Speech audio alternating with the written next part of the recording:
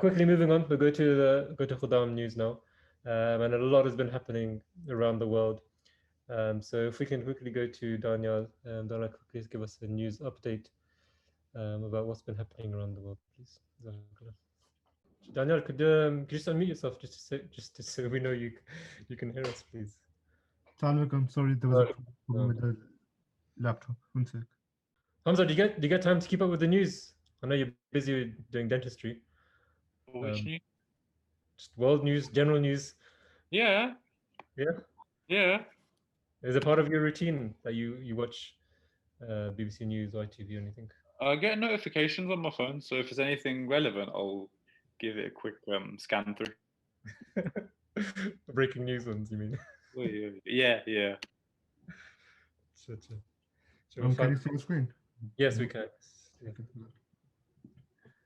So the last week, 2 million people in the UK received their first dose of the COVID vaccine. That brought the total of the people who have received the first dose to 4.61 million. The UK Health Secretary Matt Hancock has said that we're giving 200 vaccinations every minute. So there were storm and flood warnings across England and Wales last week. People have been evacuated from their homes. 2,000 homes in Manchester and North Wales have been affected, including a facility where a COVID-19 vaccine is bottled. The Prime Minister visited Didsbury in Manchester to see how the previously installed flood defences are operating.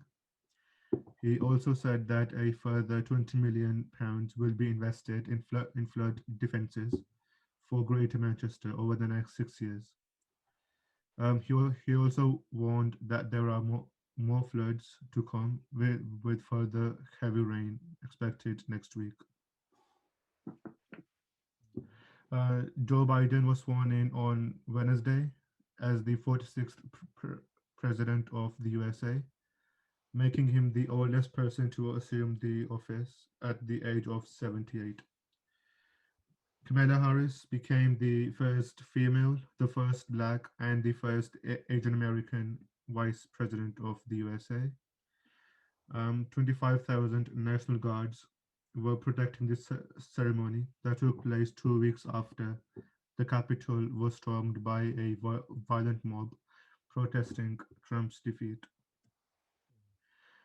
Hours after being sworn in, President Biden signed 15 executive orders reversing some of Trump's key policies, including the Muslim ban, the travel ban on some Muslim-majority countries. Another executive order he signed started the process of rejoining the Paris climate deal.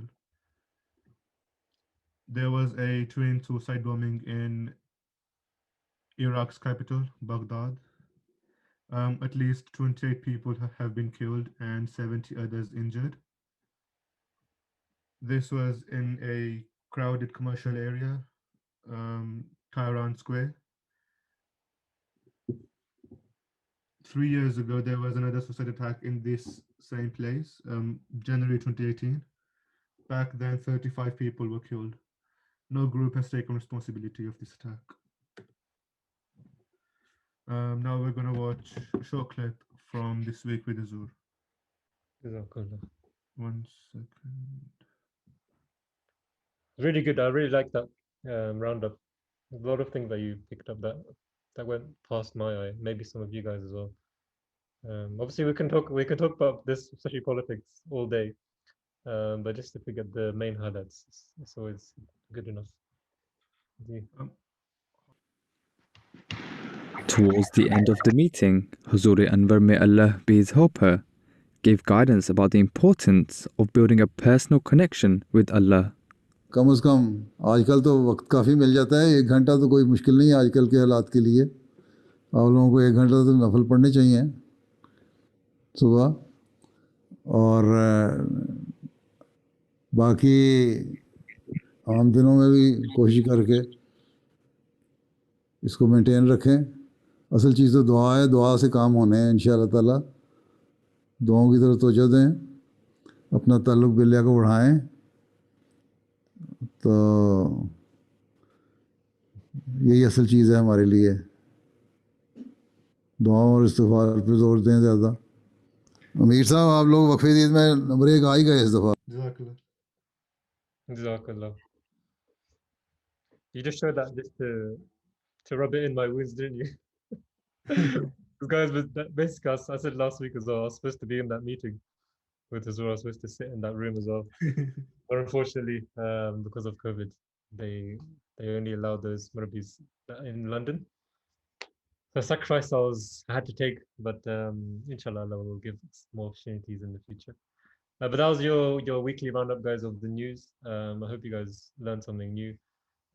Because it's a bit packed out today. Usually we have like a small discussion about the news, but we've got quite a few things to get through. So Hamza, good.